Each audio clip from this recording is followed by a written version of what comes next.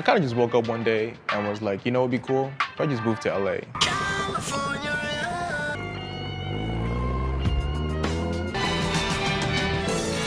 This guy.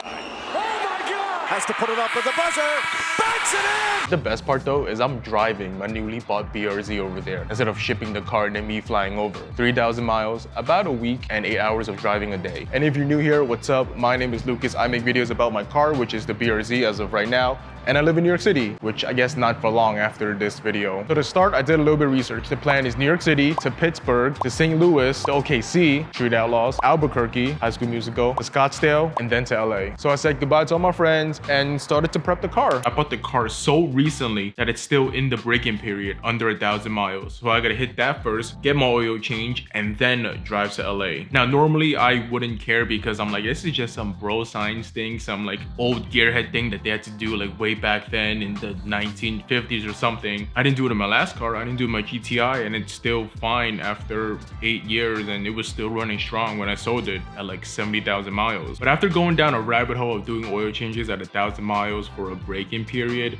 through Reddit, forums, and blogs about it, I'm like, I think I should do it just to be safe. Like, it doesn't hurt the car to do. Better safe than sorry. They're not like super expensive anyways. And at the same time, reading the owner's manual, there was a part that actually says under 1,000 miles in this break-in period, you should keep the engine under 4,000 RPM. So if Subaru is actually acknowledging a break-in period of anything under 1,000 miles, I'm like, I think it's pretty legit. So for the last 2 weeks that I was still in New York City, I had to force myself to intentionally drive from Brooklyn out to like Captree State Park in Long Island, which came out to about 100 miles round trip, because normally I work from home, so I wouldn't like drive the car on an everyday basis. Every night, 9-10 p.m. drive just cause, and because there's no traffic, so I'm like, it could be like a fun drive. And what's funny is in the end, I still didn't even hit 1,000 miles. I only got to 968, and I was like, all right, this is good enough, because I got my oil change on a Friday. Saturday, they were probably busy, and then Sunday, they're closed, and I was leaving on Sunday. So it was like 968, all right, close enough. I still have to prep the car and finalize everything the day before. Throw a bunch of stuff in my car that the movers didn't initially take, and also get gas, because we all know when you say in your head, I'll just get gas in the morning before work, before this, before that. That is the worst decision ever made. And I also wanted to reset all my monitors, my gas average, my miles driven, I think my speed average, just so I can get an exact measurement of how much I actually drove and how much gas average I actually used. I'm aiming for 30 miles per gallon. Why am I even driving across to LA? Because I'm not interested in seeing the sights. I just want to drive from New York to LA as fast as I can. No sightseeing, basically a improv cannonball. Because if you think about it, wouldn't it be just as expensive, if not more expensive, than shipping a car over and just taking a plane over from New York to LA? Yes and no. Based on my math, it's gonna come out to around 500 for gas and 500 for food. But how about for staying, right? Staying at hotels or motels or sleeping arrangements. So that's actually gonna be zero, because I have enough credit card points that would cover me staying at hotels all 5 nights. So not like a crackhead, rusty motel or a truck stop, like actual hotels. And another reason of why I wanted to drive over is because I got this car so recently, and it's my first manual car, that I'm like, I think this is a good opportunity for me to put it through its paces and master the art of driving stick. I mean, like, yeah, I got the hang of it now. I can go places and stuff, but I'm not great at it. So I'm thinking like, this is a great opportunity. In 3,000 miles, I would assume that that's enough to put it through all the scenarios that I would normally be in: hill starts, descents, roundabouts, quickly taking off in traffic, stuff like that. And I would like to assume that in the 3,000 mile drive,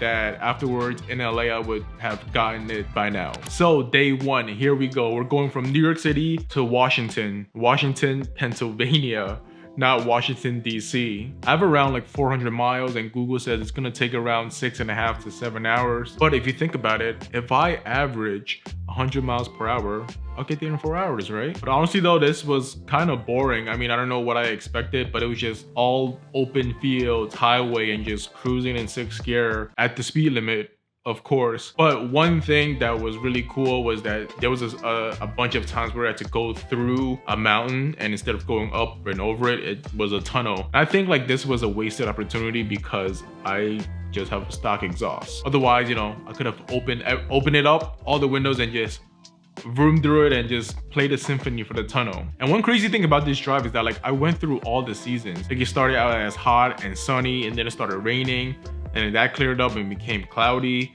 And then there was one point where the rain got really bad that like the speed limit on the freeway, highway, whatever you want to call it, was like 65, and everybody slowed down to like 40 to like the 30s and put on the hazards because I couldn't see like 5 feet in front of me. It got so bad that even the Subaru Eyesight thing was like, we can't see what's going on. We have to shut down eyesight. I'm like, aren't you guys a computer? If you can't see, how can I humanly see? Stops for food and lunch and stretching my legs were just at gas stations. All the lunch spots were like fast food, as expected though. And then finally, after about 7-ish hours, I got to the hotel in Washington, Pennsylvania. That's when it kind of started to go downhill because I was eating dinner and like thinking of stuff and like thinking of the plan for the next day.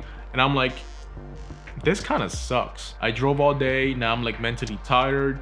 The food sucked and I gotta do this for like 5 more days. And I'm thinking, I'm over this. Like I was tired when I got to my hotel and I gotta do this for 5 more days. I think I'm done. I don't want to do this anymore. Because another reason why I wanted to drive over was I was gonna use it as like a reason to make videos, you know, make a bunch of travel videos or vlogs or whatever, you know. But the thing was that every time I had to stop, set up the camera, and then also get gas, and then for food, and then use the restroom and stuff, if I had to set up the camera, it would take way longer than like the 15-20 minutes of like a gas station stop. And you might be thinking, okay, 15-20 minutes is not that bad.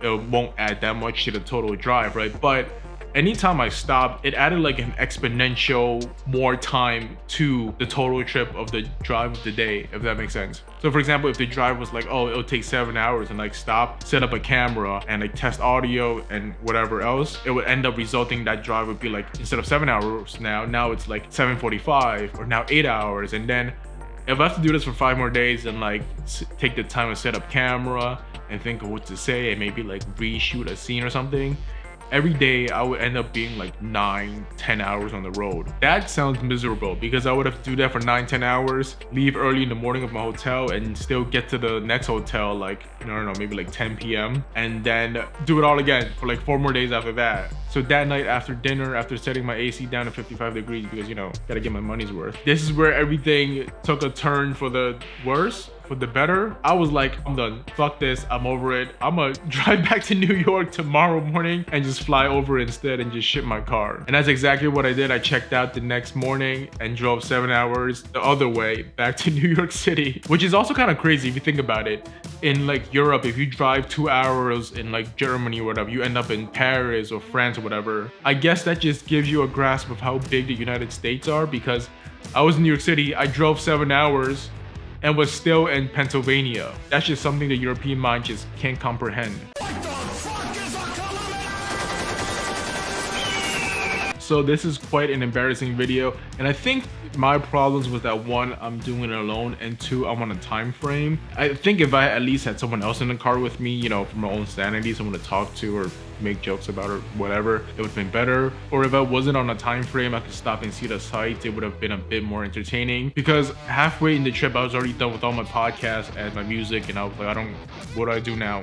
And the reason I was on a time frame is because I left on a Sunday, planned to arrive in LA on a Friday, because hotels cost more on Friday night and Saturday night, and I didn't have enough points to like cover those days, so I would have to arrive in LA on Friday night already. So after my 7 hours drive of shame back to New York, I had another week to finalize everything, to get my car organized to be shipped over. Just for whomever it may help, shipping a car from New York to LA, door-to-door pickup and drop-off was about $1,500, and it would arrive in 4 to 5 days. And my car is PPF, so it wouldn't get scratched, right? And in hindsight now, thinking about it, yes, $1,500 is more than the $1,000 I would have spent if I drove over. But with that $500 saved, I'm actually putting, you know, 3,000 miles on my car, and then having to get an oil change earlier, and then also the time spent to actually drive over. So would it really still be cheaper? And that is the story of how I almost drove my BRZ across America. I still want to do the drive eventually, maybe one day in the near future, and maybe in a different car so that every inch of space isn't as valuable as it was in my BRZ. Maybe I'll do like a Route 66 and like a Type R or something, you know, still something fun. But for now, for all the SoCal viewers, where's all the BRZ 86 Subaru meets at?